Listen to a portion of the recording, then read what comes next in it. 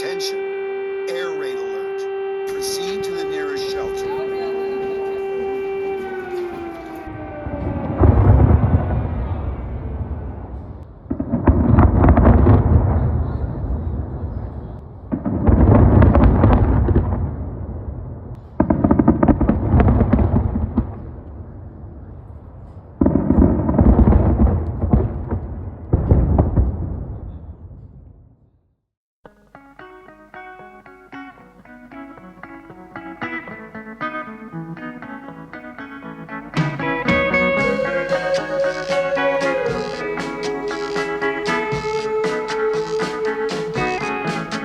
So what it's like to go into the shelters?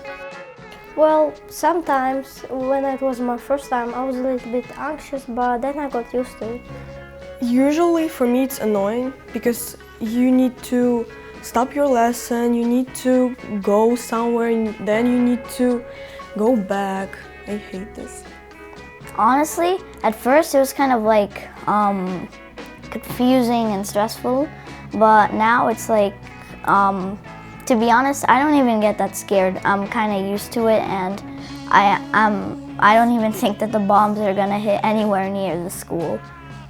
It's stressful because you need to stop your lessons, you need to spend some time moving. You realize that there's an attack, you need to spend some time in a shelter which is loud and which interferes with the learning because of the amount of people that need to be put in the relatively small space.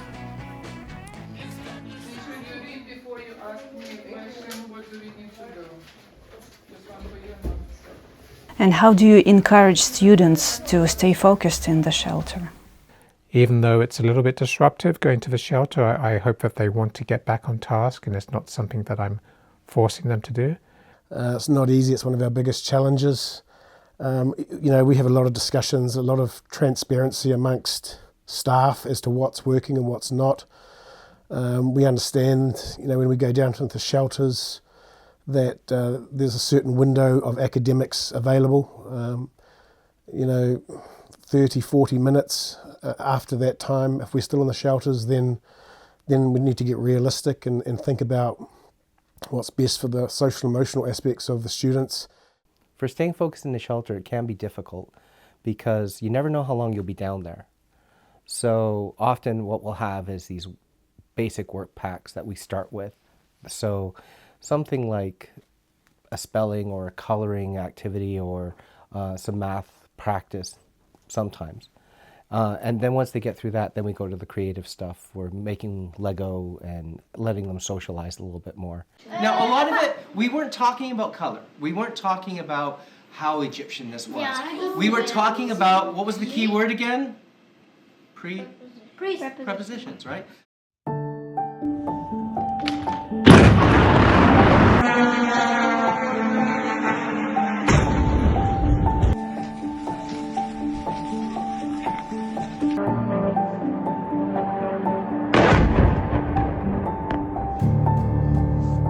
Do you ever fear for your personal safety?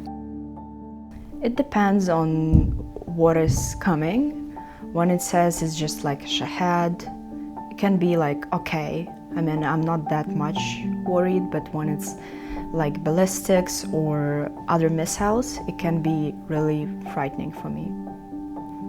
Yeah, there's been a few times where you're moving pretty quick out of bed or to the shelters, and you realise that you need to take things seriously and you need to look after yourselves and keep your head down when you have to.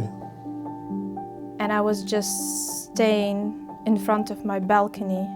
I know I wasn't supposed to be there. I know I was supposed to be in the shelter, but it was just a regular night. And I was looking at my balcony window, just observing the fire on 13th floor of the same building as I have. And that was the moment that I started to care about my safety more. Is it a ballistic threat, or is it a ballistic going on Kiev? Is just the MiG took off, or is it a Kinjal flying too?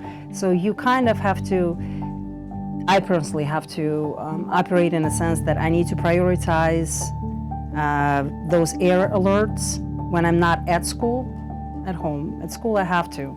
Alert, we go to the shelter. But at home, I cannot live my life like that. So I have to just take my chances when there is recommendation to proceed to the shelter. Otherwise, you're just gonna live your life in the shelter. That's not a life at all. Leave your iPads be for a second, don't draw on them, set them aside. Yes. What did you next? Need the answer. What answer? How do you cope with working after a night of air alerts? Paradoxically, it feels good to actually come into school after such a night, because you know you're going to see people who have a shared experience, and we look forward to seeing the students arrive. Invariably, all of the students do come in, even after a tough night. Because you spend a whole night without any sleep, you experience stress, and afterwards you need to come to school first thing in the morning and put effort and focus on your studies. Oh, this is tough. I believe that if night was really bad, then they should switch to online day, maybe, because there's no point of canceling classes, but at least people can do it online, because sometimes it's much harder to get to school when there was an air alert in the morning, lots of traffic, and some people are just very sleepy and tired and overwhelmed. How do you feel about coming to school after a long night of air alerts? Tired, sleepy. But you understand that you have to try and bring some joy to the classroom, because you know the students have been through the same thing, many of them, and you want them to feel in a better place, and you somehow have to forget what happened. And as tired as you are, you just have to put on a smile and bring joy to your classroom. Even when we don't have air alerts, your brain is already working in a certain kind of mode. Like, you don't really, I personally don't sleep through the night. It's a luxury. So I'm thinking about a gallon of coffee. Quickly go take your math journal. I'm proud of my kids taking war and talking about war, not being afraid, being proud that we are Ukrainians and we show resilience every day.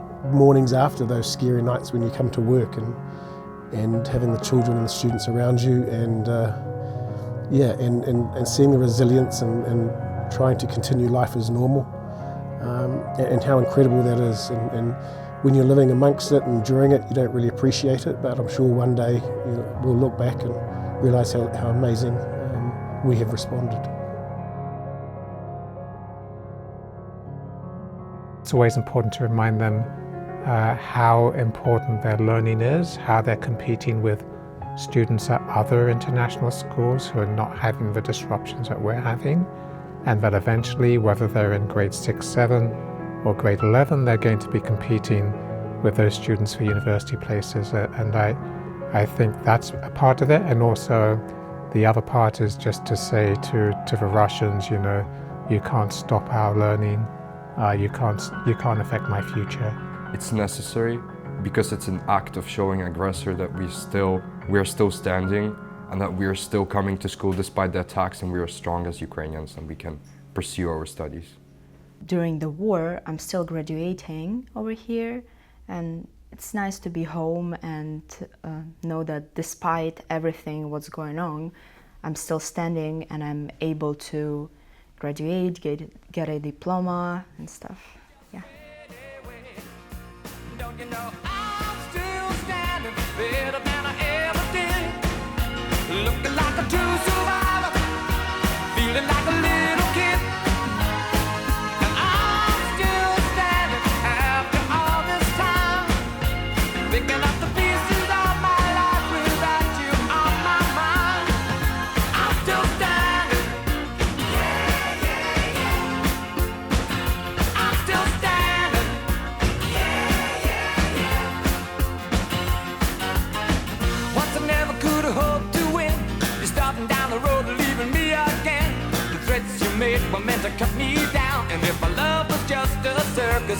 be a clown.